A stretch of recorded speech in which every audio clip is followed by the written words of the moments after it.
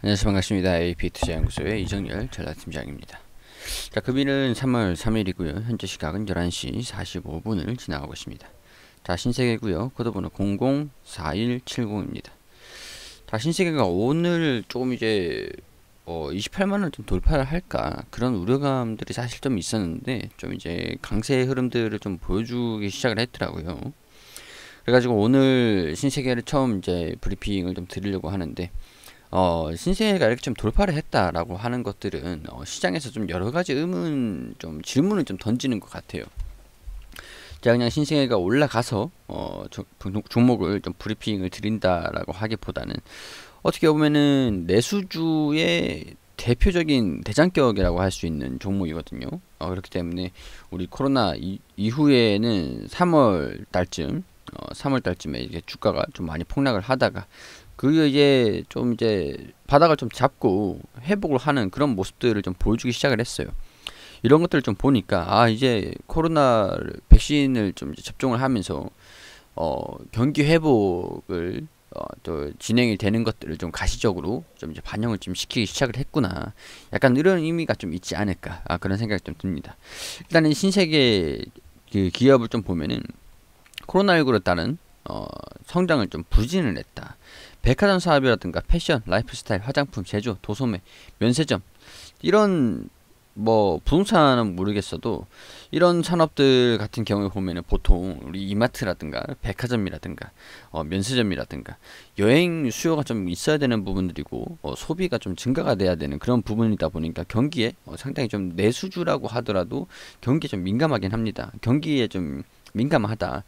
그러니까 경기가 좋아야 사람들이 주머니 사정이 좀 나아지면서 소비라든가 그런데 좀 이제 인색하지 않게 소비를 좀 하기 때문에 이런 부분들을 좀 보자면 코로나19에 따른 성장을 좀 부진을 했다라고 하더라도 이해가 되는 부분들이죠. 근데 이런 산업들을 영위를 하고 있는데 주가가 이만큼 올라왔다? 그런 것들을 좀 보니까 뭐 그래요. 뭐 유통 쪽으로도 온라인 쪽으로도 사업을 좀 개편을 한다라는 그런 소식들이 턴어라운드 요인으로 작용을 할 것이다라는 그런 전망들도 나와주고 있는 부분들인데 결국에는 코로나19 백신 투약으로 접종이 시작을 하면서 이제 경기가 본격적으로 좀 반등이 나와주고 코로나 때문에 주가가 많이 하락한 종목들에 대해서 반등이 좀 시작을 한 게 반격을 시작한 게 아닌가. 약간 그런 생각 좀 듭니다. 우리 신세계 같은 경우에 이전 같은 경우에서는 제가 그렇게 뭐 크게 좋은 종목이 아니다라고 좀 말씀을 좀 드릴 수 있었을 것 같은데 우리 3월 이후에 주가가 좀 많이 하락을 했다가 지금 이제 3,000포인트 상단에 좀 위치해 있는 그런 상황이에요. 근데 이제 주가 보면은 이전에 3,000포인트 그 3월 이전에 코스피로 치면은 한 2,200포인트 위치에 있는데 이 구간쯤이 그때쯤인 것 같아요. 그렇기 때문에 우리 지수상으로 좀 보더라도 지금 PER이 5.4배 정도 위치에 있으면서 굉장히 지금 저평가가 되고 있는 공간이 지금 굉장히 상당히 낮은 그런 상황이라고 볼 수가 있겠죠. 자, 그런데 문제는 이제 실적이 턴어라운드가 될 것이냐, 이 PER을 유지를 할 수 있을 것이냐, 코로나 때문에 좀 부진을 했는데 그런 부분들이 문제인 것 같은데, 자, 우선은 이번 연도에 실적이 좀 적자가 났습니다. 단기 순이익이 좀 마이너스가 났는데 이런 부분들을 보면은 우리 EPS가 마이너스가 나면서 아무래도 좀 PER을 유지를 하기가 좀 어렵다라고 좀 볼 수가 있겠죠. 근데 이런 것들은 이전의 시황들, 이전에 좀 불과 몇 개월 전에 백신 접종하기 이전의 소식이었을 것 같아요. 분석이었을 것 같아요. 근데 이번에 4분기 실적을 발표를 했죠. 4분기 실적을 발표를 한 게 영업이익 1,000억 원, 그리고 당기순이익이 395억 원. 이런 식으로 우리 4분기에 좀 부진했는데 우리 3분기, 1분기, 2분기, 1분기, 3분기에 부진했던 실적을 되돌리는 그런 실적을 좀 발표를 했다. 그러니까 이제 실적이 좀 바닥을 다진 것 아닌가. 실적이 바닥을 다지면서 이제 올해 같은 경우에 1, 2분기 같은 경우에 좀 이제 회복하는 그런 실적을 보여주지 않겠는가 하는 그런 전망들. 더군다나 코로나 백신이 또 접종이 진행이 되면서 아무래도 경기가 좀 빠르게 반등이 좀 나오지 않을까. 그렇기 때문에는 경기가 반등이 나오면서 소비가 좀 이제 증가가 되지 않을까. 적어도 이제 온라인 매출에만 의존을 하지 않고 이제 오프라인 쪽으로 이마트 매장이라든가 이제 그런 데에서 우려감이 좀 덜지 않았는가 하는 그런 상황으로서 주가가 기관에서 최근에 매수세를 좀 강하게 보여준 그런 수급들이 좀 체크가 되죠. 기관에서 이제 또 내수주로 경기를 안 볼 수가 없는 부분들이긴 한데 조금 이제 집중을 하는 것이 아닌가 그런 생각이 좀 듭니다. 일단 PER은 단기적으로 좀 무너질 수 있을 것 같다라는 생각이 좀 들어요. 2020년도에 실적이 적자가 났기 때문에. 근데 올해 실적이 좀 돌아온다. 19,155원 이 정도 나온다라고 추정치 와 있는 부분들이니까 19,155원 이렇게 하면은 PER이 15배 정도 수준. 15배 정도 수준으로 좀 이제 다시 회귀할 수 있지 않을까 그런 생각이 좀 장기적으로 좀 들긴 합니다. 자, 지수 포인트상 2200포인트가 여기 위치해 있는 게 간단하게 차트상에서만 보더라도 한 이쯤 30만원 부근이 좀 되겠죠. 30만원에서 32만원 부근이 되겠죠. 32만원 부근이 되고 3200포인트 이까지 좀 올라온다라고 했을 때 어느 정도 이제 40만원, 35만원, 35만원 35만원, 37만원 이 정도까지도 기간에서 좀 염두를 하고 들어가는 것이 좀 아닌가 그런 생각이 좀 들긴 합니다. 차트상으로는 지수의 동기화가 되지는 뭐 될 거라는 보장은 없는 부분들이지만은 시장 대비해 가지고 저평가되어 있는 부분들이 어느 정도 있기 때문에 이 정도의 상승 흐름들을 좀 감안을 하고 기간에서 좀 기대를 하고 들어가는 것이 아닌가 그런 생각이 좀 들어요.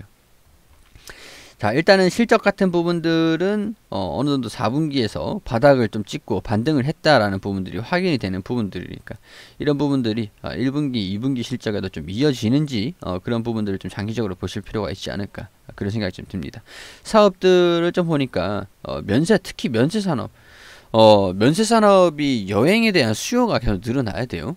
코로나 때문에 우리가 아직까지 주가가 좀 많이 올라오지 못했던 기업들이 특히 여행이랑 은행, 그리고 내수, 소비, 약간 이런 쪽이긴 한데, 이런 쪽에서 면세 쪽도 여행 쪽으로 들어가는 부분들인데, 우리 코로나가 좀 이제 잠잠해지면은, 여행 수요도 좀 정상적으로 진행되지 않겠는가.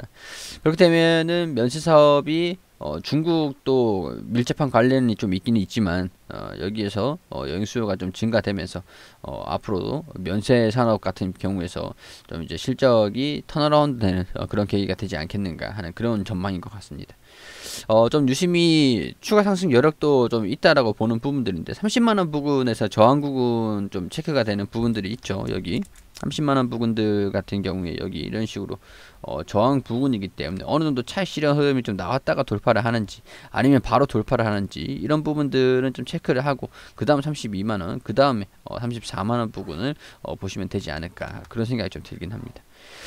자, 일단은 신세계가 또 최근에 그 SK 와이번스라고 해가지고 프로야구단을 인수를 했어요. 인수를 했는데 여기로 인한 광고 효과는 좀 있긴 하겠지만 실적 같은 부분들에서는 크게 주가에는 좀 제한적인 그런 요인들이긴 할 것 같다는 생각 좀 듭니다. 이런 부분들이 직접적인 매출이 유지가 되는 게 아니기 때문에 야구단을 운영한다고 했으면 관련 야구단을 운영하는 종목들이 주가가 다 좋아야죠. 그런 부분들은 아니기 때문에 어느 정도 광고 효과 그런 부분들은 좀 있겠지만 실적에는 반영이 되는 부분들이 실질적으로 코로나 관련돼 가지고 영향을 좀 받을 것이다 라는 부분들 말씀을 좀 드릴 수 있을 것 같습니다.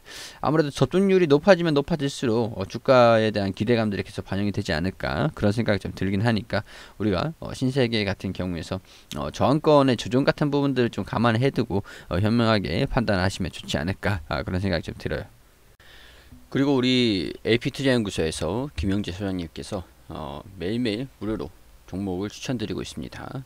검색창에 AP투자연구소라고 검색하셔서 상단에 홈페이지로 들어오게 되시면 여기 상단 부분 2021년 무료 추천 종목 있습니다. 여기 이 게시판으로 들어오게 되시면 소장님께서 매일매일 무료로 종목을 추천드린 게시판들이 확인이 되시죠. 여기 2월 26일 금요일 게시판으로 들어오게 되시면 저희가 장전에는 소장님께서 뉴욕 증시가 어떻게 움직였는지 이런 부분들 뭐 자세히 댓글을 통해서 알려드리고 9시가 되면 종목을 추천드립니다. 9시 1분에 한일 청을강 현재가 2290원, 그리고 1차 목표가 2360원, 손절가 2150원, 9시 2분에 엘컴텍 현재가 1710원, 1차 목표가 1760원, 손절가 1620원으로 대응하시라고 두 종목 추천드렸습니다. 자, 한일철강 추가 상승 중 1차 목표가 돌파, 이렇게 차트를 통해서 또 설명을 드리고 있고, 그리고 쭉 내려보시면은 두 종목 추천해, 한 종목 수익, 한 종목 보유 중입니다. 보유 종목 엘컴텍, 매수가 목표가 손절가 잘 지켜주시라고 수단타 진행하는 것입니다. 이렇게 자세하게 안내를 드리죠. 자, 그리고 나서 쭉 내려보시면은 이렇게 오늘 종목들 추천드린 것들 이렇게 차트를 통해서 또 정리를 해드리거든요. 자, 오늘 엘컴텍은 마이너스 5.5%로 손절 잡았습니다. 저희 100% 모든 종목들이 수익이 나지 않기 때문에 손절 그 매수가랑 손절가 그런 걸 잘 지켜주시고 따라오시면 될 것 같습니다. 저희가 그 소장님께서 종목을 추천드린 것들 수익률 이렇게 쭉 정산을 해가지고 알려드리죠. 여기서 이걸 전부 다 먹는다라고 생각하시는 것보다는 이렇게 좀 안전하게 매수가 손절가 지켜주시면서 매매를 하시면 좋으실 것 같습니다. 단기적으로 좀 수익이 날 수 있는 종목들로 추천을 드리기 때문에 단기 종목들은 그만큼 리스크가 좀 어느 정도 있기 때문에 그런 부분들 참고를 해주시고요. 도움이 필요하신 분들 같은 경우에 오셔가지고 도움을 받으셨으면 좋겠다라는 그런 말씀 드릴 수 있도록 하겠습니다.